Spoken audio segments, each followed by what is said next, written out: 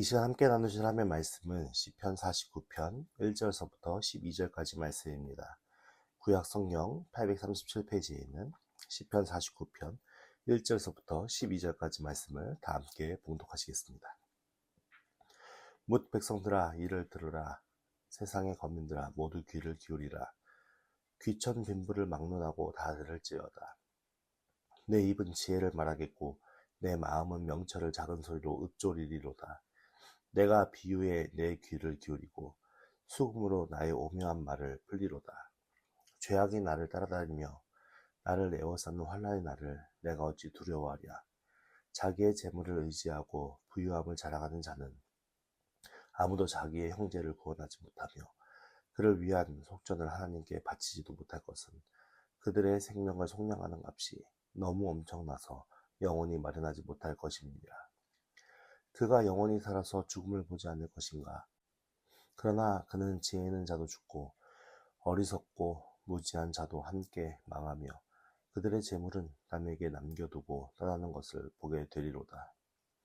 그러나 그들의 속생각에 그들의 짐은 영원히 있고 그들의 거처는 대대에 이르리라 하여 그들의 토지를 자기 이름으로 부르다. 사람은 존귀하나 장구하지 못하며 멸망하는 짐승 같도다. 아멘.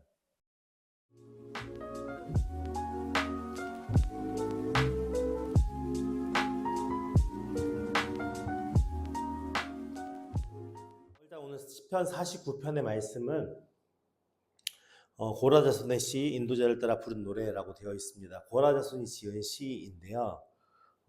이 시가 재밌는 것은 뭐냐면 이스라엘 사람들이 이 시를 주로 언제 암송을 하냐면 가까운 친척의 장례식장, 그 가까운 친척이 돌아가시면 그 가까운 친척을 그 시신을 안장한 곳 앞에서 이 시를 암송한다고 합니다. 그러니까 왜 이 시를 암송하냐? 이 시가 주는 주제의 내용들이 간단하게 설명하자면 이 시는 결국에는 어떤 내용이냐면 인생은 유한하여 결국 죽어 사라지는데 부는 일시적인 것이어서 무덤까지 갈 수 없다. 결국 우리의 인생은 죽게 되고 부는 허무하게 사라지는 것이다 라는 게 주된 내용입니다. 그러니까는 그 가까운 친척의 죽음 앞에서 그 지인들이 함께 모여서 그 무덤 앞에 섰을 때에 하나님만을 섬기는 것이 가장 중요한 우리의 인생의 목표이자 희망인 것이지 어떠한 재물과 어떠한 명예와 다른 어떤 것도 그것과 견주어서 우리 자신을 구원할 수는 없다라는 것을 그들이 다시 한번 말씀을 암송하면서 상기시키는 내용이라고 볼 수 있겠죠. 오늘 1절 말씀부터 한번 내용을 살펴보면 뭇 백성들아 이를 들으라 라고 시작을 하는데 여기서 뭇 백성들아 라는 것은 앞으로 오고 다가올 그 많은 사람들의 세대를 이야기하는 겁니다.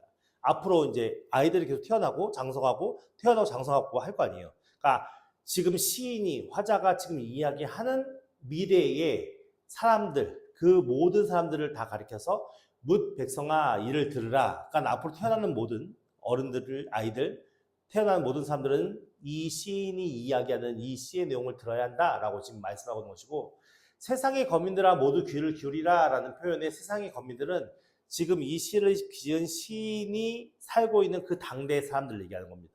그러니까 현재의 사람들과 앞으로 올 모든 사람들이 무슨 누구의 말을 들어야 한다는 거예요? 지금 이 시를 기록한 시인의 그 시의 내용들을 다 듣고 기억해야 한다라고 선언하면서 시작을 합니다. 2절 말씀에 귀천 빈부를 막론하고 다 들을지어다. 그러니까는 1절에서는 세대에 따라서 모든 세대들이 다 들어야 한다라고 이야기했다면 2절에는 부유하든 가난하든 직업이 존귀한 자든 아니면 가난한 별로 내세울 게 없는 자든 어떤 사람들이든 막론하고 다 이 시의 내용을 들어야 한다라고 지금 선언하는 겁니다. 그만큼 중요한 내용을 담고 있기 때문에 들으라 계속 이제 선포하고 있는 것이죠. 그래서 3절 말씀에 내 입은 지혜를 말하겠고 이제부터 이제 시인이 이야기하는 그 내용들의 내용이 어떤 내용이냐? 지혜를 말하겠고 내 마음은 명철을 작은 소리로 읊조리로다 라고 이야기합니다. 여기서 지혜라는 말은 인간이 바른 삶을 살기 위하여 알아야 할 중요하고 깊은 진리들을 가리키는 말입니다. 그러니까 우리가 인생을 살아갈 때 알아야 할 중요한 진리들. 그리고 명철은 깊은 통찰력을 가리키는 거거든요. 그러니까 우리의 인생이 살아야 할 가장 중요하고 기본적인 가치가 무엇인지를 내가 말하겠고, 내 마음은 깊은 통찰력이 있어서 그 깊은 통찰력을 작은 소리로 너희들에게 이야기할 것이다 라고 지금 선언하는 것이고요. 4절 말씀에 내가 비유에 내 귀를 기울이고 수금으로 나의 오묘한 말을 풀리로다 라고 말씀하면서, 이 비유라는 것은 무엇이냐면 격언이나 지혜의 말 이런 걸 얘기 안 하는데, 이스라엘 사람들은 그들의 조상들로부터 지혜자의 글 해가지고 뭐 잠언이나 전도서나 이런 글들이 있었고, 탈무드라는 글도 아시죠? 그런 것도 있었고, 미드라시 뭐 이게 여러 가지 많은 격언들의 책들이 있어요. 그러니까 그런 것들에 의해서 자신이 귀를 기울인다라는 표현은 방향을 바꾸고 확장하다는 의미예요. 그 글을 듣고 내가 삶의 방향을 바꾸고 내 행동의 방향을 바꾸고, 그리고 내가 그렇게 그 은혜를 주셔서 확장되어 간다. 그러니까 이것은 결국 무엇이냐면 하나님께서 하시는 말씀일 수도 있고, 하나님께서 믿음의 선지자들 통해 하신 말씀일 수도 있고, 여러 많은 사람들이 지혜자들이 하나님께 깨달은 은혜의 말씀드릴 수 있고, 그런 것들 통해서 자신이 삶을 바꿔나가고 있고, 그리고 그것이 바른 삶으로 나아가기 위해서 애쓰고 힘쓰고 있다라는 것을 말씀하고 있는 겁니다. 그러면서 수금으로 나의 오묘한 말을 풀리로다 라고 얘기하는 거죠. 물론 이것이 시인이 직접적으로 하나님께 계시를 받은 것은 아니고, 내가 비유에 내 귀를 기울이고 라는 표현을 통해서 전에 지혜자들로부터 들었던 그런 이야기들이 그의 마음속에 깊이 깨달아져서 그것을 이제 이야기를 할 때에, 지금 이 글을 쓰는 사람도 듣는 사람도 이스라엘 사람들이니까 결국 누구 앞에 사는 사람들이에요? 하나님 앞에 사는 사람들이죠. 하나님 앞에 사는 사람들이니까 결국 이 오묘한 말, 하나님의 성령을 통해서 깨닫게 되어진 그 말이 일반 사람들이 들을 때는 어려운 말일 수도 있겠죠. 우리가 들을 때는 쉬운 말일 수도 있지만 하나님을 모르는 사람들이 들었을 때는 어려운 말도 될 수 있겠죠. 그래서 그것이 오묘한 말을 풀리로다라는 의미로 다가오는 겁니다. 왜냐하면 세상 사람들이 가진 그 가치, 삶의 어떤 중요한 내용들, 그것과 하나님을 믿는 자들이 살아가는 삶의 가치가 전혀 다른 가치를 쫓아 살아가고 있잖아요.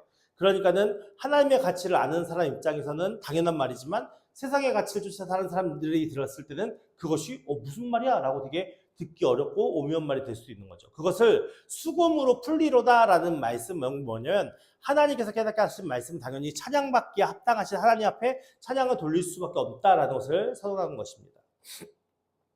그래서 5절 말씀에 죄악이 나를 따라다니며 나를 애워싸는 환난의 날을 내가 어찌 두려워하랴. 그러니까 우리가 사는 인생의 삶이 죄악 속에서 죄악이 나를 따라다니는 삶을 살다가 결국 어떻게 하면 나를 애워싸는 환난의 날이라는 표현은 결국 뭐냐면, 우리가 개인적으로 이 세상의 종말을 맞이하는 때를 얘기하게요. 그러니까 죽음을 맞이하는 때를 얘기하는 거겠죠. 그러니까 우리의 삶은 결국 죄악이 우리의 삶을 쫓아다니고, 그것이 두려워서 죽기 싫어하는 삶을 살고 있잖아요. 영원한 삶을 살기 위해서.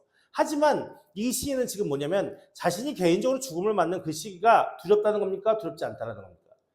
어찌 두려워하랴? 라는 의미의 표현은 두려워하지 않는다는 겁니다. 왜냐하면 이미 자신은 어떤 자에게 하나님으로부터 구원받은 백성이라는 확신이 있으니까, 그것으로 인해서 아무리 우리의 인생이 죄악 가운데 헤매이는 자고 환난이 우리를 집어삼키는 것처럼 우리에게 다가온다 하더라도, 그 죽음이 우리 앞에 다가온다 하더라도 나는 그 죽음이 두렵지 않다. 왜냐하면 나는 이미 하나님 앞에 구원받은 존재이기 때문에. 그래서 나는 아무것도 두렵지 않다라고 이제 선언을 하면서 이제 본격적인 내용의 말씀이 6절부터 시작이 되어집니다. 그러니까 1절부터 5절까지는 왜 시인이 이야기하는 이야기의 내용을 들어야 하는지에 대한 내용들을 쭉 누가 들어야 한다, 누가 들어야 한다, 그리고 나는 이런 이야기를 할 것이다, 나는 지혜의 말을 할 것이다 라는 그런 선언들의 내용들이 1절부터 쭉 이어져 내려온 거고요. 이제 본격적으로 6절부터 이 시인이 하고자 하는 핵심 내용들이 나옵니다. 6절 말씀에 자기의 재물을 의지하고 부유함을 자랑하는 자는 이라고 선언합니다. 그러니까 지금 어떤 자를 지칭해서 선언하는 겁니까? 부유한 자, 자신의 재물을 의지하는 자. 그런 자들은 어떤 형국에 처하냐면 7절 말씀에 아무도 자기 형제를 구원하지 못하며 그를 위한 속전을 하나님께 바치지도 못할 것은 그들의 생명을 속량하는 값이 너무 엄청나서 영원히 마련하지 못할 것입니다. 그러니까 이 말씀에 7절, 8절에 들어있는 내용의 핵심은 무엇입니까? 아무리 돈이 많아도 그 돈으로 자신의 형제를 구원할 수 있다는 겁니까? 없다는 겁니까? 구원할 수 없다라고 선언하는 겁니다. 왜 구원할 수 없습니까? 아무리 돈이 많아도 그 형제를 속전할, 그 죄를 사해 주어 속량할 그 생명의 값을 대신 지불해야 할 그 돈은 돈으로 해결될 수 없는 문제이기 때문에 너무 엄청나고 너무 비싸고 너무 그 어떤 누구도 그것에 대해서 해결할 수 없기 때문에 영원히 마련하지 못하여서 아무리 돈이 많은 재물이 가지고 있더라도 그것으로 한 생명도 구원할 수 없다라고 지금 선언하는 겁니다. 우리가 돈으로 청구할 수 있습니까? 우리가 지식으로 청구할 수 있습니까? 우리가 명예로 청구할 수 있습니까? 우리가 예수 그리스도를 믿음으로 천국 갈 수 있다라고 선언하는 이유는 무엇입니까?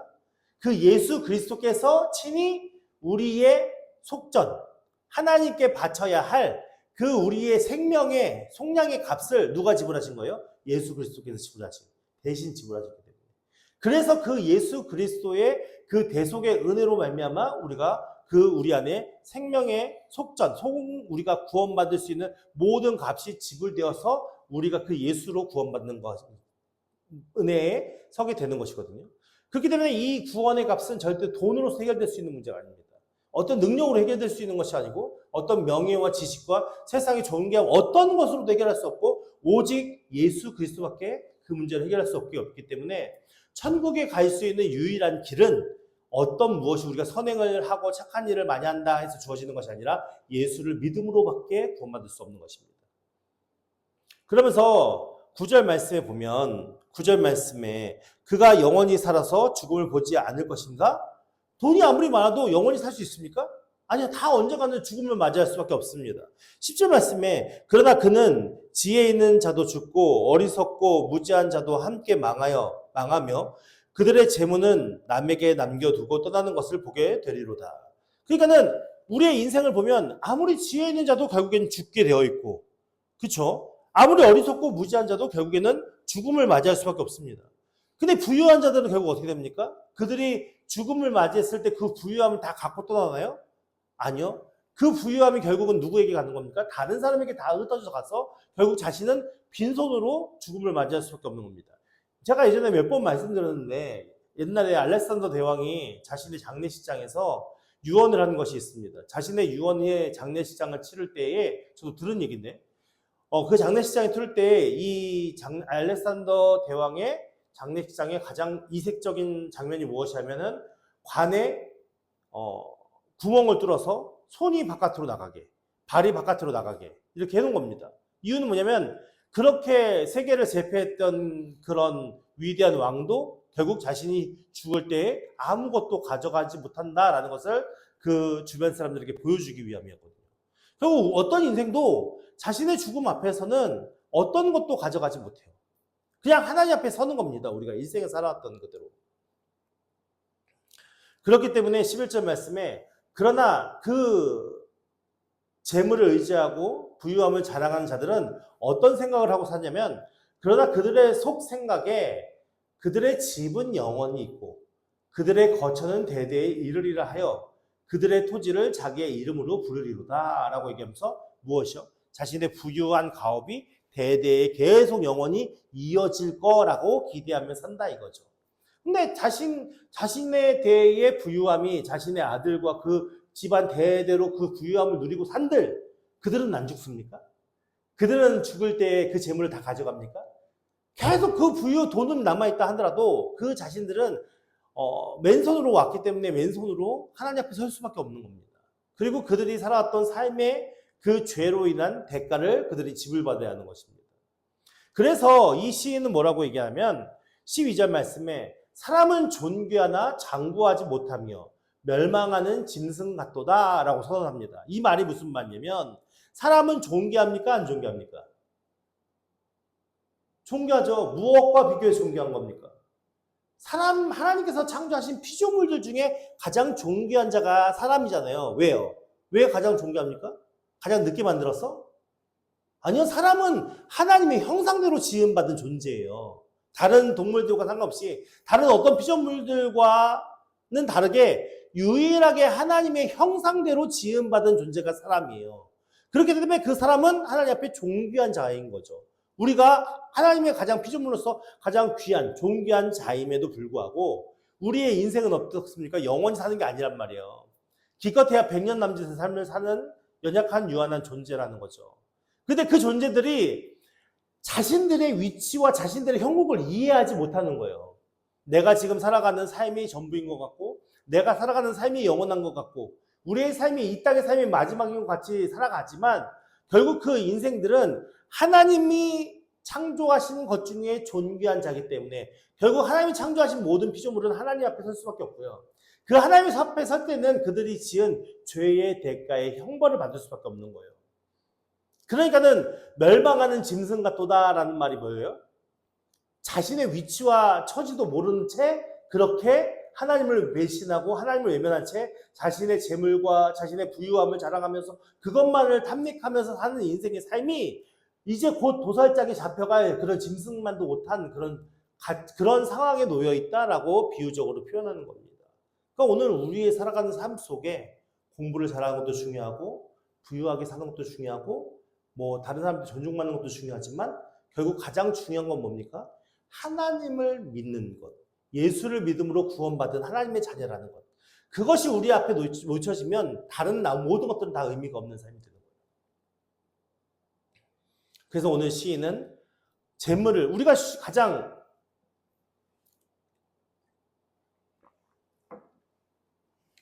과거도 마찬가지고 현재도 마찬가지고 미래도 마찬가지고 인간의 삶 속에서 인간들이 가장 많이 추구하는 욕심이 무엇입니까? 재물의 욕심 아니겠습니까? 그 재물의 욕심을 갖고 사는 것이 얼마나 허무한 인생인지를 오늘 말씀을 통해 우리에게 가르쳐주고 있는 것입니다.